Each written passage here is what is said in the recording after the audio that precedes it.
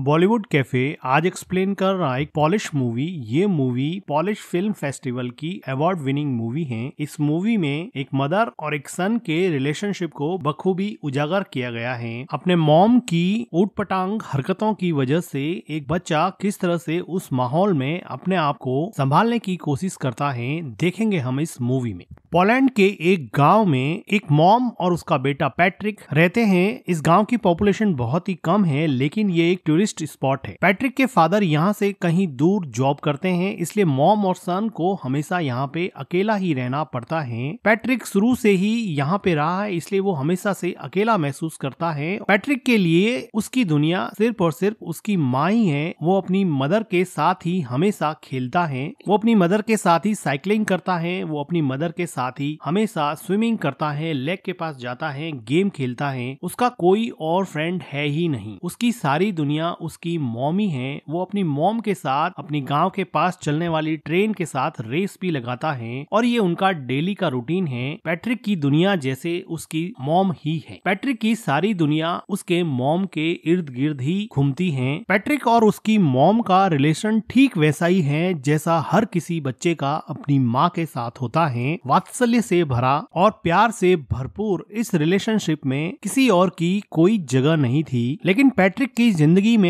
खलबली तब मच गई जब इस गांव में आसपास के सभी लोग समर वेकेशन की वजह से अपने बच्चों को लेकर पिकनिक मनाने आने लगे और अपना समर वेकेशन व्यतीत करने के लिए यहाँ पे रुकने लगे। पैट्रिक तो किसी से भी क्लोज यहाँ पे हो ही नहीं पाया, क्योंकि वो शुरू से ही अकेला रहा था। उसको किसी से फ्रेंडशिप करने में भी बहुत प्रॉब्लम होती है। लेकिन वो देखता है कि उसकी माँ अब रात को रोज घर से बाहर जाने लगी हैं। पैट्रिक ने शुरुआत में इन सब चीजों से कोई रिएक्ट नहीं किया। पैट्रिक की मॉम को रोज शाम को एक कॉल आता और वो पैट्रिक को घर में अकेला छोड़ के ही चली जाती। पैट्रिक काफी देर तक इंतजार करता। कभी उसकी मॉम रात को घर लौटती नहीं थी और कभी देर रात को लौटती थी। वो थोड़ा सा टाइम पैट्रिक के साथ स्पेंड करती थी, लेकिन पैट्रिक को कल का बहाना देकर कि कल मैं तुम्हारे साथ पूरा दिन व्यतीत करूंगी और पैट्रिक को अकेला छोड़ देती थी। धीरे धीरे पैट्रिक अकेलेपन की वजह से एंजाइटी और डिप्रेशन का शिकार होने लगा। वो अपने अकेलेपन से कोप अप नहीं कर पा रहा था, क्योंकि उसके कोई फ्रेंड भी नहीं थे। अगले दिन वो देखता है कि उसके पड़ोस में कोई नई लड़की आई है जो शायद अपना समर वेकेशन यहाँ बिताने के लिए पास में रहने लगी है। पैट्रिक उस लड़की से दोस्ती करने की कोशिश करता है, लेकिन टिपिकल टीनेजर की तरह वो लड़की उसको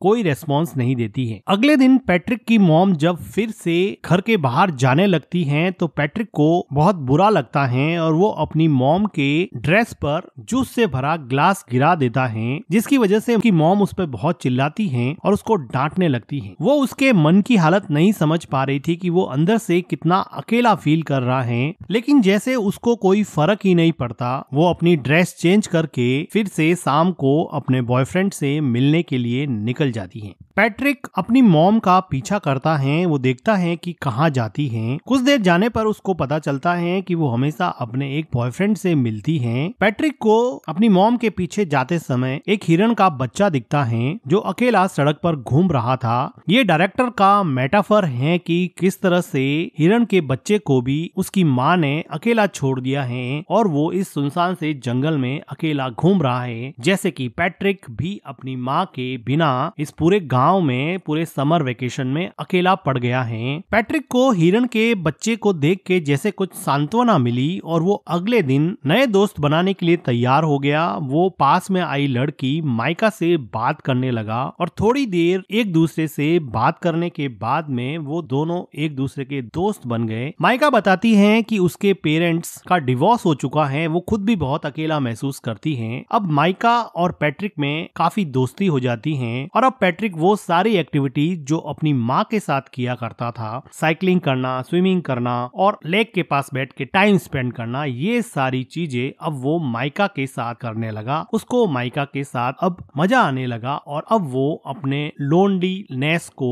और एंजाइटी को थोड़ा कम कर सकता है और अपना पेन माइका के साथ शेयर कर सकता है। उसको अभी अपने मॉम की कमी कम खलने लगी थी। अगले दिन पैट्रिक के घर पे वो लेडी आती है जिसके हस्बैंड के साथ पैट्रिक पैट्रिक की मॉम का अफेयर चल रहा होता है। वो पैट्रिक को तो कुछ कह नहीं पाती है और उसकी मॉम उसके घर पे नहीं होती है, तो अकेली बैठ के वो बहुत रोती है। पैट्रिक एक वेल बिहेव बॉय की तरह उसको कुछ खाने को देता है। उसी शाम को पैट्रिक के डैड का कॉल आता है और पैट्रिक की मॉम उसके डैड से बात करते हैं। तो पैट्रिक की मॉम पैट्रिक को कहती है कि तुम अपने डैड को मेरे अफेयर के बारे में कुछ नहीं बताओगे, मैं तुम्हें वार्न करती हूँ। वो उससे कसम लेती है कि तुम अपने डैड को मेरे अफेयर के बारे में कुछ नहीं बताओगे। पैट्रिक कसम देता है कि मैं अपने डैड को आपके अफेयर के बारे में कुछ नहीं बताऊंगा। पैट्रिक को लगा कि ये बात मानने से उसकी मॉम उसके साथ ज्यादा टाइम स्पेंड करेगी, लेकिन उसकी मॉम को कोई फर्क नहीं पड़ने वाला था। पैट्रिक अब इतना परेशान हो चुका था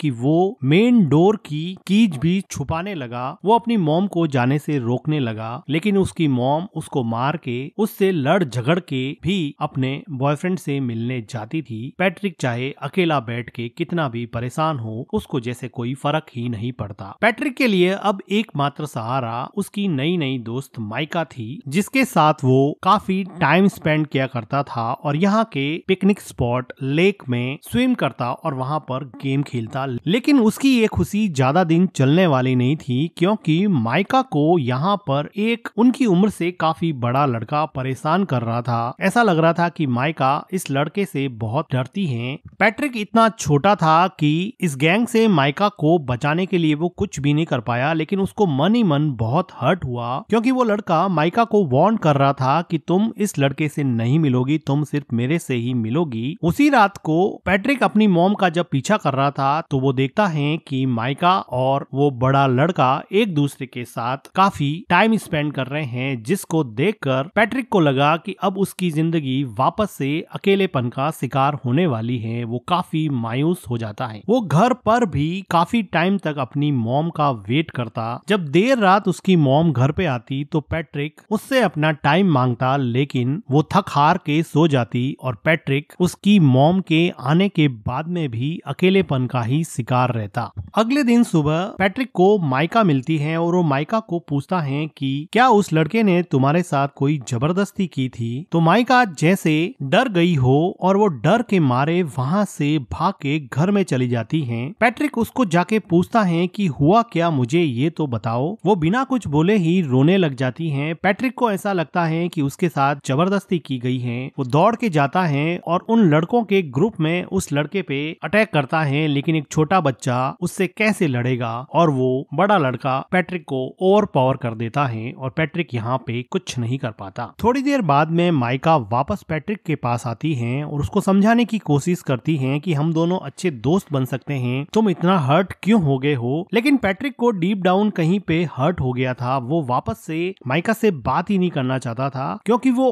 ऑलरेडी अपनी मॉम से बहुत ज्यादा हर्ट था और जब माइका ने भी उसे हर्ट किया तो वो इमोशनली वायलेंट हो गया और वो अपने इमोशन को कंट्रोल नहीं कर पा रहा था। अपने गुस्से को, अपने फ्रस्ट्रेशन को माइका के ऊपर निकाल दिया और माइका को उल्टा सीधा बोला, जिसकी वजह से अब माइका को वापस हर्ट हुआ और अब माइका वहां से चली जाती है। पैट्रिक को बिल्कुल समझ में नहीं आ रहा था, क्योंकि वो छोटा सा बच्चा था, उसको समझ नहीं आ रहा था कि इन सब सिचुएशन से कैसे निकले। उसकी मॉम उसको बिल्कुल भी सपोर्ट नहीं करती थी, ना उसको गाइड करती थी। उसके आसपास कोई भी पेरेंटल गाइडेंस नहीं होने की वजह से वो अपनी ही दुनिया में जो उसको समझ में आता वो करता जाता और उसके अंदर अनस्पोकन इमोशंस का एक ऐसा गुब्बार बना, जिसकी वजह से वो बुरी तरह से फ्रस्ट्रेट हो गया। उसी रात को पैट्रिक की माँ घर पे रोती हुई आती है। ऐसा लग रहा था कि उसके बॉयफ्रेंड के साथ उसका झगड़ा हुआ है या फिर ब्रेकअप हो गया है। पैट्रिक की मॉम काफी दिनों तक उदास रहती हैं, लेकिन पैट्रिक अपनी मॉम को अपने पास में देख के काफी खुश रहने लगा है। वो अपनी मॉम की काफी केयर करता है। एक रात अचानक उसके डैड वापस लौट आते हैं और दोनों के लिए बहुत सारे गिफ्ट लाते हैं। पैट्रिक को अब लगा कि अब उसका समर वेकेशन बहुत अच्छे से निकलेगा, क्योंकि उसके डैड ने उससे प्रॉमिस किया था कि मैं समर वेकेशन तुम्हारा साथ में बिताऊंगा। अभी एक अच्छी फैमिली की तरह खूब अच्छा टाइम स्पेंड करते हैं और पैट्रिक अपने मॉम और डैड को एक साथ देख के बहुत खुश होता है और उसका लोनलीनेस जैसे धीरे धीरे गायब होने लगा था, उसकी एंजाइटी कम होने लगी थी। तो एक रात पैट्रिक के डैड चेस खेलते हुए उससे पूछते हैं कि क्या तुम्हारी मॉम मेरे जाने के बाद में किसी से मिलती थी या रात को लेट आती थी।